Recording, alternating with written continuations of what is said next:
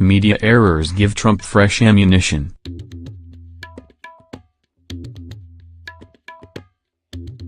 A string of high-profile corrections and retractions by major news organizations on stories about President Trump or his allies have fueled more allegations of bias in the mainstream press. The relationship between Trump and the news media regularly hits new lows, with insults flying between the two camps and reporters warning that the president is inciting violence against journalists. But Trump's allies on the right believe the president's claims that the mainstream media is fake news have been bolstered by recent missteps. They point to recent admissions from top news outlets including CNN, The New York Times and the Associated Press that bombshell stories were either overcooked or included incorrect details. Adding insult to injury, Breitbart News, the pro-Trump media outlet that is scorned by many in the mainstream press, has been fact-checking their mainstream counterparts with some success. Breitbart's Washington political editor Matthew Boyle was first to call in to question a CNN story on alleged ties between a Trump associate and Russia that was later retracted. Boyle was also reporting on an error in an Associated Press report when the Newswire corrected and later rewrote the story. Together, the corrections and retractions amount to only a few stories out of the thousands published every day. But the high-profile nature of the errors hurts the media's credibility at a time when the press is under more scrutiny than ever before, giving new political ammunition to critics of the mainstream press. There's a dramatic difference in the degree of hostility the press has shown Presidents Trump and Obama, said Tim Graham, a director at the Conservative Media Research Center. I guess it's easier to make errors writing stories where Trump is twirling his villain's mustache than when you're writing about how toned Michelle Obama's arms are. Last week, The New York Times and the Associated Press ran similar corrections acknowledging that reports on Russian interference in the 2016 election had overstated by more than a dozen the number of U.S. intelligence agencies that had signed off on the assessment. Both outlets had reported that all 17 organizations that fall under the umbrella of the U.S. intelligence community had made the assessment.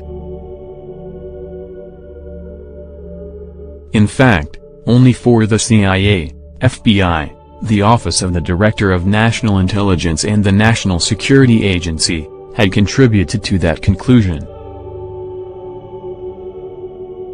The Associated Press correction was applied to 4 stories that had run from early April to late June.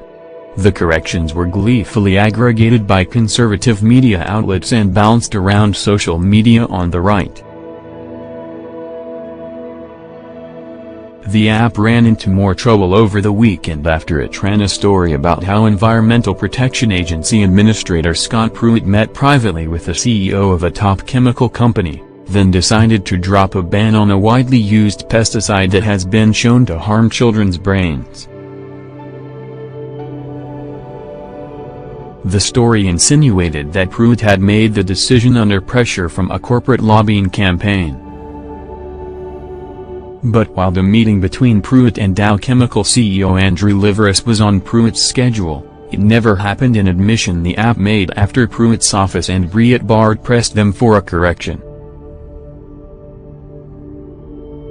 The EPA and Dow Chemical both said the scheduled meeting at a hotel in Houston had been cancelled, with the two men instead having only a brief introduction in passing. The app followed with a Saturday story published without a byline titled "EPA says Pruitt meeting with Dow Chemical head was cancelled." Breitbart took a victory lap. A Breitbart News investigation has led to the correction by the Associated Press, which originally resisted of the fake news it printed as deeper questions of responsibility, accountability, and journalistic ethics consume the app heading into 4th of July weekend, Boyle wrote. It's the second time Breitbart has been at the center of a media correction controversy. Boyle was the first to call into question a CNN report alleging that Trump associate Anthony Scaramucci was under investigation for improper dealings with a Russian state bank. Meanwhile, Sputnik News, the Russian-backed news outlet, disputed CNN's claim that the bank in question was also backed by Moscow. Later that same day, CNN retracted the article. Several days later, 3 of its top journalists resigned. An organization of nearly 4,000 news professionals, an organization that has spent huge sums recruiting ever greater repertorial muscle, an organization that promises both sides a fair shake, an organization that values right-on-the-money exclusives. It just cannot abide getting shamed by Sputnik and Breitbart, Washington Post media critic Eric Wemple wrote at the time. It has been a tough stretch for CNN. A few weeks earlier, the network had to retract a story authored by some of its most recognizable on-air talent after it was directly contradicted by public testimony from former FBI Director James Comey. In that same testimony, Comey described a bombshell New York Times story alleging contacts between Trump campaign officials and Moscow as almost entirely wrong. Most reports sourced to anonymous officials about the Russia investigation should not be trusted, Comey said, because those who are willing to talk don't know about the investigations and those who do know about the investigations aren't talking.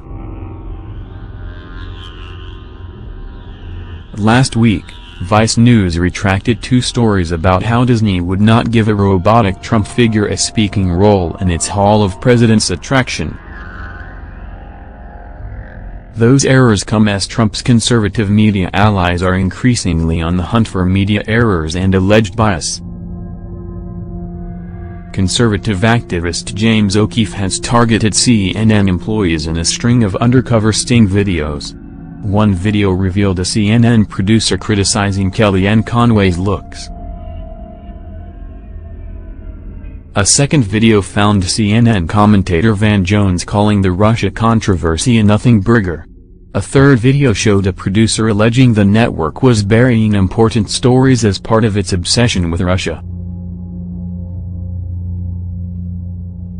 The media's errors come as Trump and his allies launch a barrage of attacks aimed at undermining and calling into question the veracity of the news media.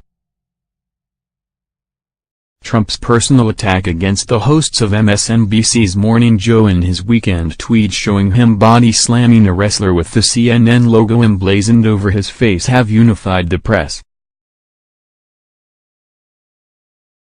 GOP lawmakers on Capitol Hill have condemned Trump's attacks, as have a broad cross-section of newsmakers on the political talk show circuit, who called the attacks sexist or an incitement of violence against reporters.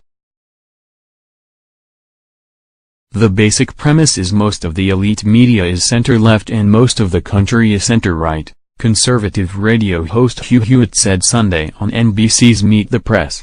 Combativeness towards the media plays well. When a president crosses the line between combativeness and cruelty, he loses some of his base. But the White House has shown no sign it plans to let up in the war against the media, and his allies are seizing on the missteps to chip away at press credibility. These people claim to be defenders of fact and truth but are only out to smear Trump and his supporters, said Graham. They're stenographers for the resistance.